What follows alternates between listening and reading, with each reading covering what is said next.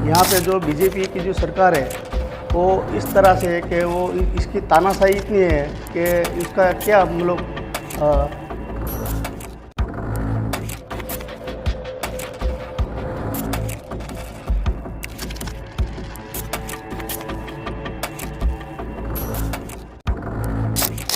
जी हाँ दोस्तों, राहुल ने मोदी शाह के सामने गुजरात में खड़ी करा दी बैरिकेडिंग्स।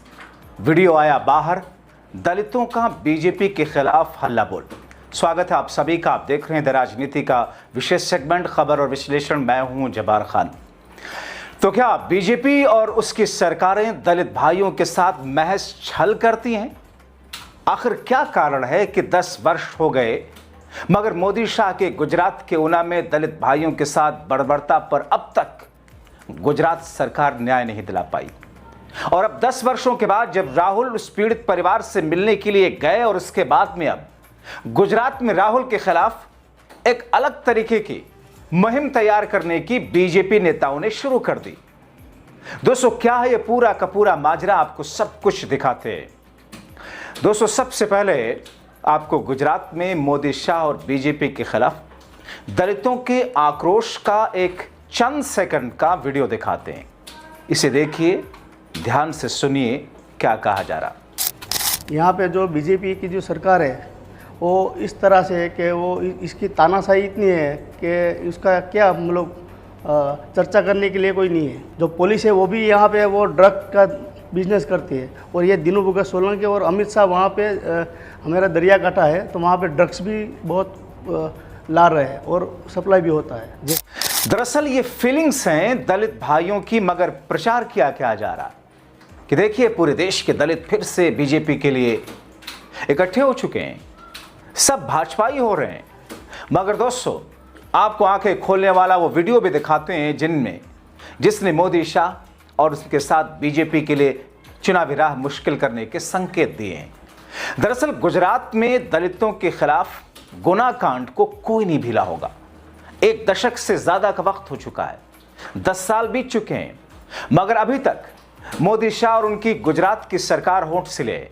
इसीलिए दोस्तों, लोग सोशल मीडिया पर मोदी शाह के गुजरात में दलितों के साथ हो रहे अत्याचार और उस पर न मिलने वाले न्याय पर खुल करके लिखना शुरू किए। यानी कि 1 दशक बाद फिर से एक अलग तरीके की मुहिम भारतीय जनता पार्टी के खिलाफ गुजरात में शुरू है। एक सोशल मीडिया यूजर लिखते हैं कि ऊना की पीड़ा अभी खत्म नहीं हुई, न्याय आज भी लटका है, 10 साल से पीड़ित भटक रहे और सत्ता सिर्फ खामोश है। दलितों आदिवासियों पर अत्याचार अब नया नॉर्मल बना दिया गया। यही मॉडल देश पर थोपने की कोशिश सबसे बड़ा खतरा। मतलब दोस्तों, मोदी शाह के गुजरात में 10 वर्षों से दलित परिवार न्याय की भीख मांग रहे हैं, मगर उनकी नजर उन पर पड़ नहीं रही। या यही मोदी शाह की नीति है? तो सवाल यह है कि फिर क्यों बीजेपी और मोदी शाह खुद को दलितों के लिए मसीहा साबित करने के लिए कुछ भी कहते हैं? क्यों प्रधानमंत्री नरेंद्र मोदी ने मंचों से यह तक कहा था कि मेरे दलित भाइयों को ना मारा जाए, मुझे मार लिया जाए? वैसे दोस्तों, इससे ज्यादा और क्या कायरता और ढोंग कुछ और नहीं हो सकता, क्योंकि साहब आप सत्ता में हैं, आपके लोग यही प्रदेश के सीएम की कुर्सी पर विराजमान हैं और आप लाचारगी दिखा रहे हैं। तो जब ऐसी लाचारगी सामने आएगी तो फिर विपक्ष इसे ढोंग कहेगा ही।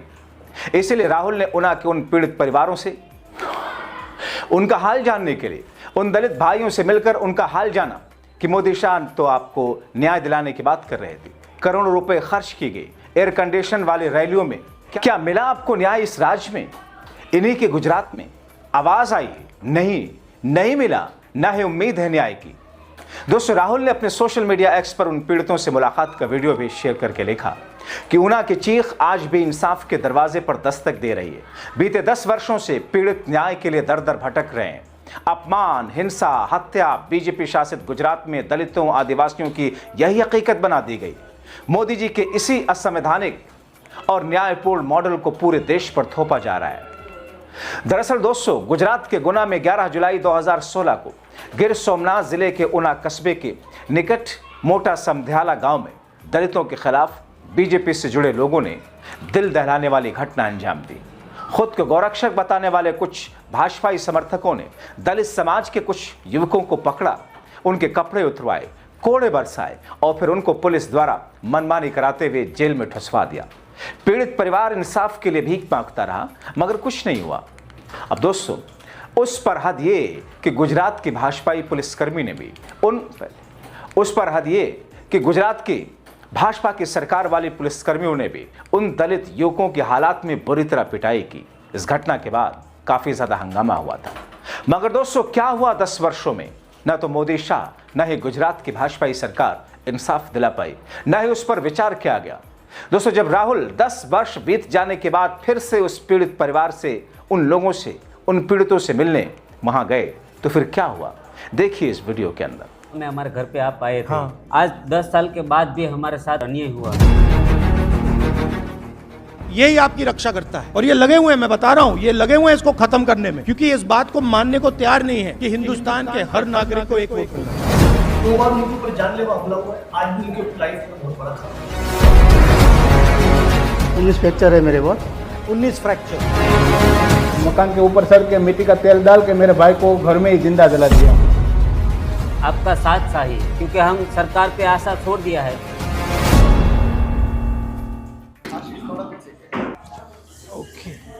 ऊना के विक्टिम फैमिली, ऊना में ही दूसरी घटना हुई थी, उनके भाई को जिंदा जलाया था। बहुत बड़े माइनिंग माफिया के खिलाफ लड़ते हैं। 2 बार उनके ऊपर जानलेवा हमला हुआ है, आज भी उनके लाइफ में बहुत बड़ा खतरा है। 2016 में हमारे घर पे आप आए थे। राहुल गांधी आज ऊना पहुंच गए। राहुल ने यहाँ पीड़ित और उनके परिवार से मुलाकात की और चाय भी पी। राहुल गांधी काफी देर तक रुके रहे और पीड़ित के घर वालों का हालचाल जानते रहे। न्याय के लिए आप हमारे घर पे आए, सभी परिवार को मिले, आश्वासन दिया। आज 10 साल के बाद भी हमारे साथ कोर्ट के अंदर अन्याय हुआ है। हमारे सभी परिवारों का जीवन में पूरा खतरा है। सीएम आनंदीबेन मुख्यमंत्री थे, घर पे आए, हम सभी को आश्वासन दिया था, आपको जमीन मिलेगी, आपको नौकरी मिलेगी, आपका घर का प्लॉट मिलेगा, आपको आवास मिलेगा। लेकिन आज 10 साल हो गया है, एक भी हमारी मांग पूरी नहीं है। 43 आरोपी थे, उसमें से एक एक्सपायर्ड हो गया था, जो पुलिस वाला था। पुलिस को भी कोर्ट ने रिहा कर दिया। 5 लोगों को सिर्फ जमानत मिल जाए ऐसी सजा मिली है। हम ऐसे आपके मिलने के लिए आए हैं कि हमारी मांग है कि हमारा परिवार का पूरा खतरा है, हमको न्याय नहीं मिला है, तो आप हमारे साथ रहो। हम आप किसी भी तरह दिल्ली बुलाओ तो हम आप आएंगे, हाई कोर्ट में लड़ेंगे, सुप्रीम कोर्ट में लड़ेंगे, तो आप हमारे को आपका साथ चाहिए, क्योंकि हम सरकार पे आशा छोड़ दिया है। इस केस में हमें सपोर्ट कीजिए। ठीक है। 2012 में मेरे भाई को गांव लोगों ने, दलित का एक ही मकान था हमारा घर में, गांव में, और एक घर था, एक ही दलित का था। इकट्ठा गांव से एक लड़की चली गई तो उन लोगों ने मेली विद्या से दिखा कि भाई लड़की मेरे घर में है, ऐसा डाउट रख के वो लोग इकट्ठा हो गए। और मेरा मकान था वो कच्चा मकान था, तो मकान के ऊपर सड़ के मिट्टी का तेल डाल के मेरे भाई को घर में ही जिंदा जला दिया। और लड़की थी नहीं वहाँ पे? वो लड़की तो कहीं दूसरे काम से कहीं बाहर गई थी, ऐसा था। अच्छा, फिर वापस लौट गई वो? हाँ, वो फिर वापस आ गई। उसकी तो अब शादी हो गई।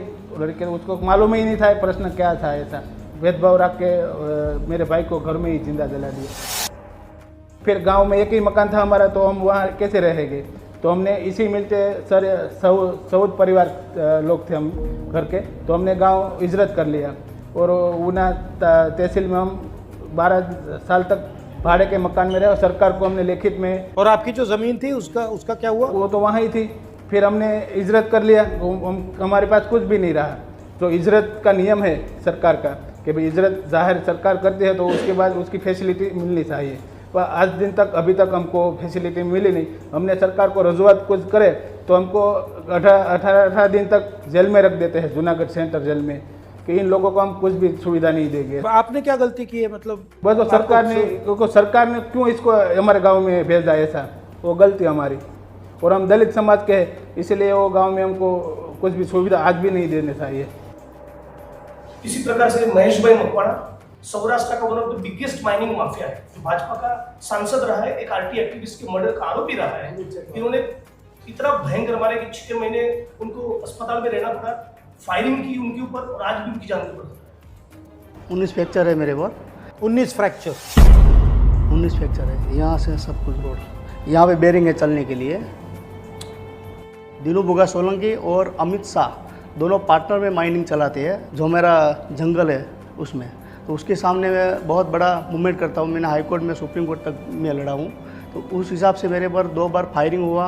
एक बार खूनी हमला हुआ और बाद में अभी उसने क्या किया, मैं झुक नहीं रहा था तो वो लोग ने मेरे पर अभी गुस्सी कोट करके मेरे को जेल में डाल दिया। 15 महीना में जेल में रहा और 15 महीने इतना टॉर्चर किया जेल में कि इसकी बात मत करो, क्योंकि जो मेरे को चाहिए जेल में, जो जेल में की जो। तो फिर ऐसी स्थिति में दोस्तों होना क्या चाहिए, ये तो आप जनता तय करोगे। अपनी राय जरूर लिखें।